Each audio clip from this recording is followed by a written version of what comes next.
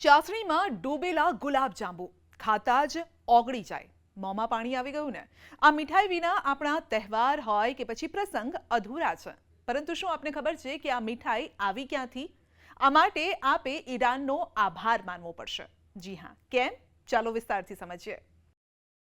ભારત શરૂઆતથી જ સાંસ્કૃતિક વિવિધતા ધરાવતો દેશ રહ્યો છે. ભારતે દરેક વસ્તુને દિલથી સ્વીકારી છે. પછી તે સંસ્કૃતિ હોય, ભાષા હોય કે પછી દૂરના દેશોમાંથી આવતો ખોરાક જ કેમ ના હોય. તેમાં પણ પર્શિયન ભોજન એટલે કે ઈરાની ભોજનનો પણ સમાવેશ થાય છે. ગુલાબજાંબુ મૂળ ઈરાનની દેન છે, જ્યારે તે પર્શિયા તરીકે જાણીતું હતું. ઈરાનમાં 13મી સદીની આસપાસ લોટમાંથી બનેલા દડાઓને ધીમા તળવામાં આવતા હતા. પછી તેને મધ અથવા તો ખાંડની ચાસણીમાં બોળીને ખાવામાં આવતા હતા. તે સમયે ત્યાં તેને લુકમત અલ કાદી કહેવામાં આવતું અને આ લુકમત અલ કાદી ભારત આવ્યો અને ગુલાબજાંબુ બની ગયો. આ મીઠાઈ મુગલ કાળ પહેલા ભારતમાં આવી હોવાનું મનાય છે. વેપારીઓ, આક્રમણકારો, મુગલ બાદશાહોના રસોઈયાઓ દ્વારા તે ભારત સુધી પહોંચી હોવાનું મનાય છે. હવે સવાલ એ છે કે ભારત આવ્યા પછી તે ગુલાબજાંબુ કેવી રીતે બની ગયો? કેટલાક વિદ્વાનોના મતે ગુલાબ શબ્દ ગુલ અને આબ પરથી બન્યો છે. ગુલ એટલે કે ગુલાબ અને આબ એટલે કે પાણી. જ્યારે તે ભારતમાં આવ્યો ત્યારે કેટલાક લોકો તેને સુગંધ આપવા માટે ખાંડની ચાસણીમાં ગુલાબની પાંખડીઓ ઉમેરતા હતા અને તેથી તેમાંથી ગુલ અને આબ એટલે કે ગુલાબ બન્યું. બ્લેકબેરી જેવા તેના આકારના કારણે આ વાનગીને ગુલાબજાંબુ કહેવામાં આવે છે. આ વાનગી મુગલ શાસક શાહજહાંની ખૂબ જ પ્રિય હતી. જો કે સૌથી રસપ્રદ કહાની મુગલ કિચન સાથે પણ જોડાયેલી છે. વાત એમ છે કે શાહજહાંના શાહી રસોઈયાની એક ભૂલથી આ ગુલાબજાંબુ બની ગયા હતા. આમ તો ગુલાબજાંબુનું પર્શિયન વર્ઝન લોટ પર આધારિત હતું, પરંતુ ભારતમાં તેમાં માવો ઉમેરીને બનાવવામાં આવ્યા. ભારતમાં આ ગુલાબજાંબુ એટલા નરમ બનાવવામાં આવ્યા કે જે મોંમાં ધીમે ધીમે ઓગળી જાય.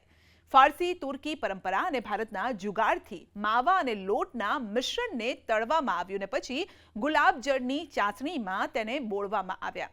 રાજાને તે એટલું ગમી ગયું કે દરબારમાં ખવાતી આ મીઠાઈ દિલ્હીના ઘરે અને દેશના અનેક વિસ્તારો સુધી પહોંચી અને ત્યારબાદ મીઠાઈની દુકાનો સુધી પહોંચી ગઈ.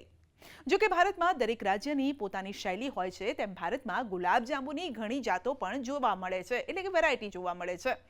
કાલા જાંબુ સહેજ બ્રાઉન રંગના હોય છે. ગુલાબજાંબુ જેવા જ હોય છે, જે થોડો જાડો અને અનોખો સ્વાદ પણ ધરાવે છે.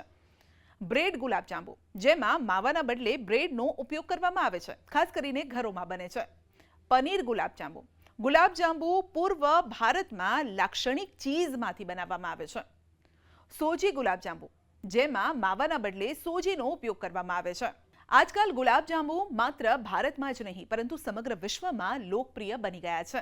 વિદેશમાં સ્થાયી થયેલા ભારતીયોના કારણે આ મીઠાઈએ હવે અમેરિકા, યુકે, કેનેડા, ઓસ્ટ્રેલિયા અને ગલ્ફ દેશોના મીઠાઈ બજારોમાં પોતાનું આગવું સ્થાન મેળવ્યું છે. ઘણા દેશોના લોકો જેઓ ભારતીય નથી તેઓ પણ આ મીઠાઈના દીવાના બની ગયા છે. ઘણા લોકો ગુલાબજાંબુને ભારતીય ડોનટ પણ કહે છે, કારણ કે તેને તળવામાં આવે છે અને પછી મીઠી ચાસણીમાં ડુબાડવામાં આવે છે. ઘણી લક્ઝરી રેસ્ટોરન્ટમાં તેને નવા અવતારમાં પીરસવામાં આવે છે, જેમ કે gulab jamun cheesecake, gulab jamun ice cream, gulab jamun હલવો અને ગુલાબજાંબુ શોર્ટ્સ પણ હવે તો પ્રિય છે. એટલું જ નહીં, ગુલાબજાંબુ ભજીયા પણ આવી ગયા છે અને લગ્ન પ્રસંગોમાં રબડી ગુલાબજાંબુની ડીશ હોટ ફેવરિટ બની ગઈ છે.